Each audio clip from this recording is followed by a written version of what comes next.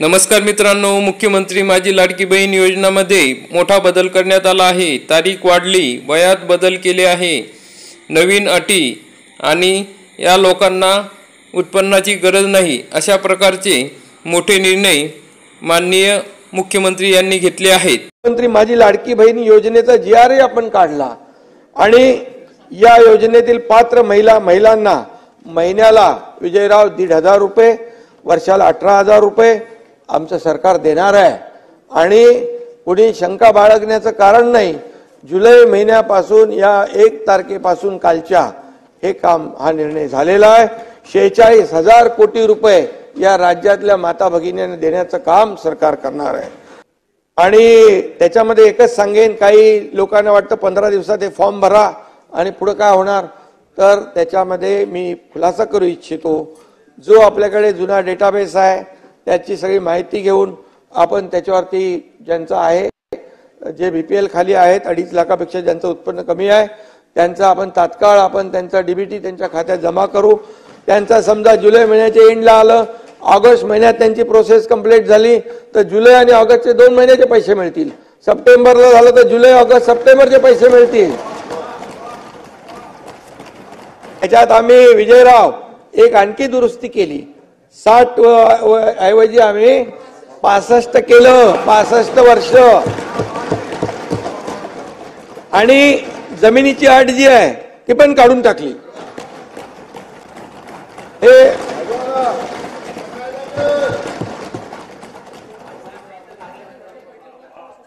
आणि त्याच्यामध्ये कोणीही आमच्या भगिनींकडून, बहिणींकडून कोणीही सरकारी कर्मचारी असेल, कोणी असेल त्यांनी पैसे घेण्याचा प्रयत्न केला, त्याला सस्पेंड करून जेलमध्ये टाकून देऊ। त्या माझ्या माता भगिनींना मी अगदी जाहीरपणे सांगतोय, कुणालाही 1 रुपया द्यायचा नाही। आणि जो मागत असेल त्याची तक्रार करा, त्याला जेलच्या आतमध्ये टाकून त्याला बाहेर येऊ देणार नाही।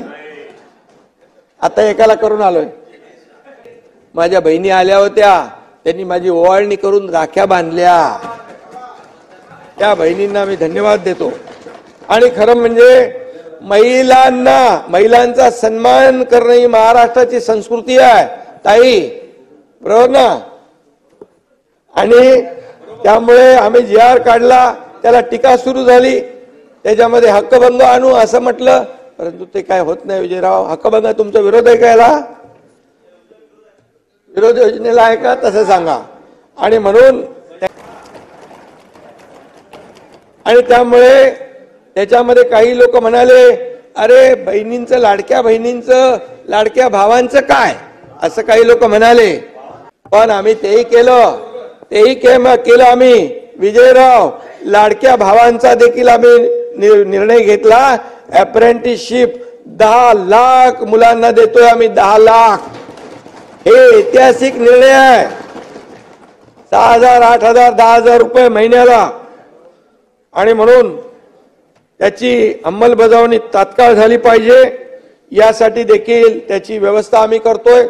सध्या BPLचा डेटाबेस मी आताच म्हणालो त्याचा उपयोग करण्याला सांगितलंय, म्हणजे नोंदणीसाठी महिलांच्या मोठ्या रांगा लागणार नाहीत, त्यांची गैरसोय होणार नाही भगिनींची, याची देखील आम्ही काळजी घेतोय। आणि म्हणून आज मी आपल्याला एवढंच सांगतो की राज्यातल्या महिलांना देखील मी आश्वस्त करू इच्छितो की तुम्हाला या योजनेमध्ये कुठेही अडचण येणार नाही, येऊ दिली जाणार नाही। कुणी विचार करण्याची आवश्यकता नाही की 15 दिवसात नाही भरलं तर योजना गेली। आम्ही सगळे भाऊ आपल्या सोबत आहोत, एवढीच या ठिकाणी मी आपल्याला खात्री देतो। आणि त्यामुळे काळजी करू नका। खरं म्हणजे ज्या घरातली, अध्यक्ष महोदय, लक्ष्मी सुखी, त्या घरातली समृद्धी पक्की। मुख्यमंत्री माझी लाडकी बहीण योजना जाहीर केल्यानंतर या ठिकाणी जे काही वातावरण आपण पाहिलंय बाहेर, जो काही आमच्या महिला भगिनींमध्ये एक उत्साह आहे, त्याच्यामध्ये आम्ही चिंता होती प्रत्येकाला, महिलांना, भगिनींना गॅस सिलेंडरची, ती देखील आम्ही वर्षाला 3 गॅस सिलेंडर मोफत देण्याचा निर्णय आम्ही घेतला।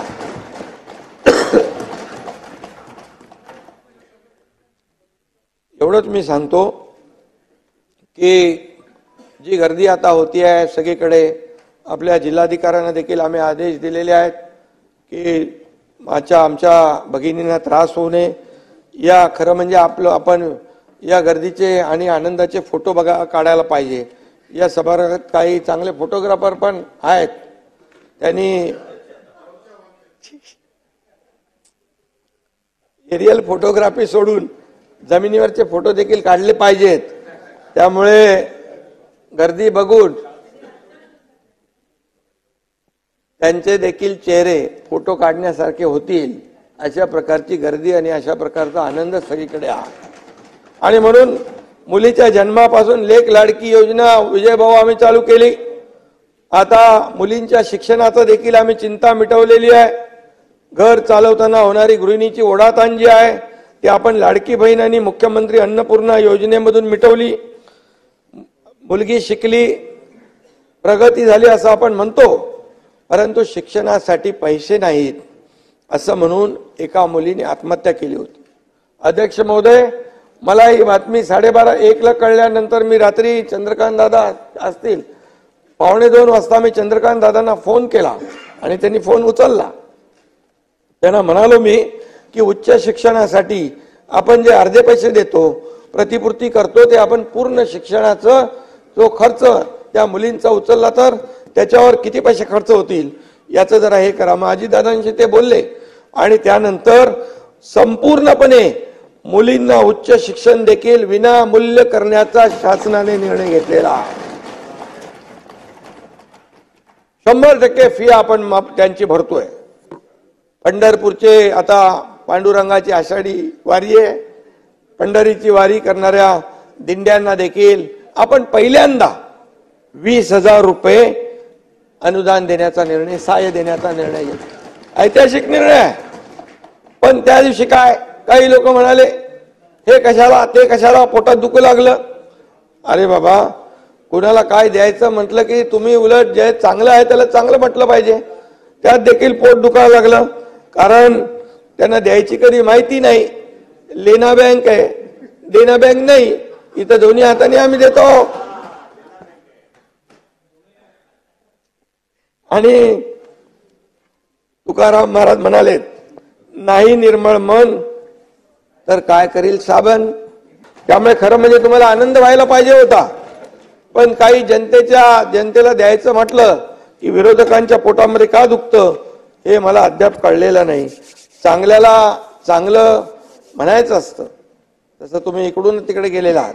त्यामुळे बाळासाहेब नेहमी सांगायचं, चांगल्याला चांगलं म्हणा, जिथं चुकत असेल तिथं सूचना करा, परंतु चांगल्याला चांगलं कधी विरोधी पक्षाने म्हटले असं माझ्या ऐकिवात नाही. परंतु कौतुक करता येत नसेल तर बिनबुडाची टीका तरी आपण टाळली पाहिजे. हे काय आहे बाबा, हा विजय वडेट्टीवारांचं चाललंय तुमचं नाव घेतल्यामुळे. त्यामुळे मी आपल्याला एवढं सांगतो, मुख्यमंत्री माझी लाडकी बहीण योजना म्हणजे महायुतीच्या, मी असेन, आमचे दोन्ही उपमुख्यमंत्री, आमचे सर्व सहकारी, या सर्व महायुतीच्या भावंडांकडून माझ्या माता भगिनींना माहेरचा आहेर दिलेला आहे आम्ही.